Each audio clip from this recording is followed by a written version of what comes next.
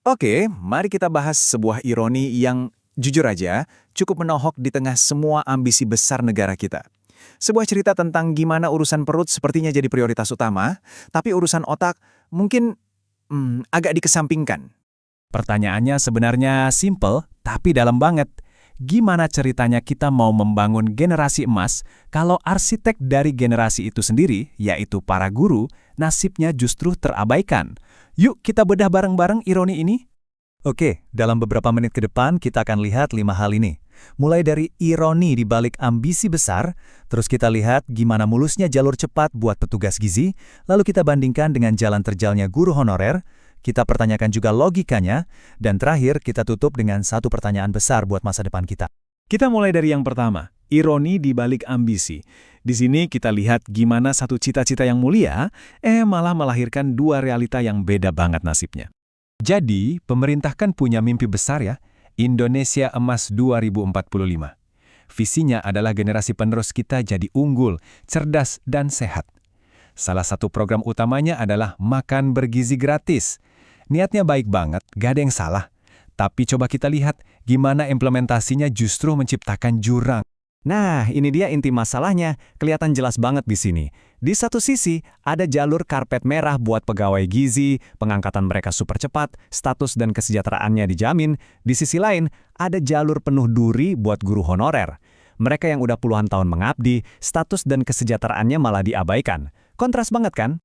Sekarang, yuk kita dalemin dulu jalur yang pertama, jalur cepat petugas gizi. Sebuah prioritas yang lahir gara-gara ada program baru yang ambisius.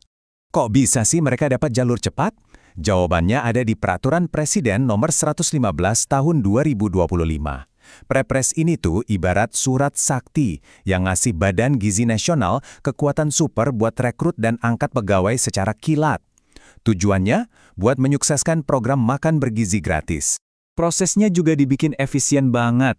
Ada rekrutmen khusus, administrasinya serba cepat, dan ujung-ujungnya langsung diangkat jadi pegawai pemerintah dengan perjanjian kerja atau PPPK. Semuanya mulus, terstruktur, dan cepat. Dan yang paling bikin melongo itu kecepatan dan skalanya. Bayangin ribuan pegawai inti dari kepala satuan sampai ahli gizi, semuanya diangkat serentak per 1 Februari 2026. Ini nunjukin kalau ada kemauan politik, birokrasi kita ternyata bisa lari kencang banget. Nah, sekarang mari kita balik koinnya dan lihat sisi yang satunya, jalan terjal guru honorer. Ini adalah cerita pengabdian panjang yang rasanya kok kayak nggak dianggap. Coba lihat angka ini. Ini bukan sekedar angka loh. Ini adalah waktu, dedikasi, pengabdian. Banyak guru honorer yang udah ngasih 10, bahkan 20 tahun lebih hidup mereka buat mendidik anak-anak kita. Tapi nasibnya masih gitu-gitu aja.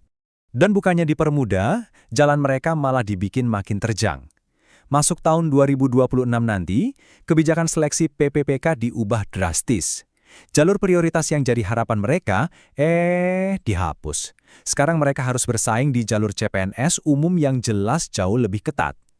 Parahnya lagi, banyak dari mereka cuma ditawarin solusi setengah-setengah, kayak PPPK paruh waktu.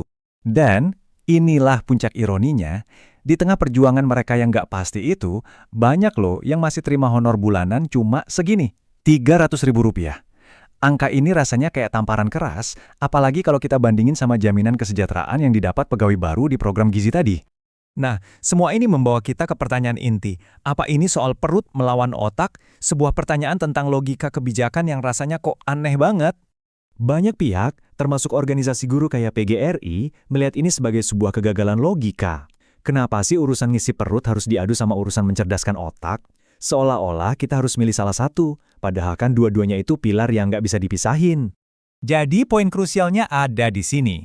Kalau pemerintah terbukti bisa bikin aturan khusus dan gerakin birokrasi secepat kilat buat ngangkat puluhan ribu pegawai gizi, kenapa political will atau kemauan politik yang sama kuatnya nggak kelihatan buat menyelesaikan masalah guru honorer yang udah bertahun-tahun ini? Kutipan ini benar-benar merangkum semua keresahan yang ada. Pengingat yang kuat banget. Jangan sampai kita sibuk mengisi perut anak bangsa, tapi membiarkan mereka dididik oleh guru-guru yang perutnya sendiri kelaparan. Dalam banget sentilannya. Oke, akhirnya kita sampai di bagian penutup, pertanyaan untuk masa depan. Jadi gimana seharusnya kita membangun generasi unggul yang sesungguhnya? Logikanya kan harusnya sederhana ya, anak yang perutnya kenyang memang akan lebih siap belajar. Tapi kesiapan itu bakal percuma kalau di depan kelas nggak ada guru yang sejahtera, yang fokus, yang termotivasi.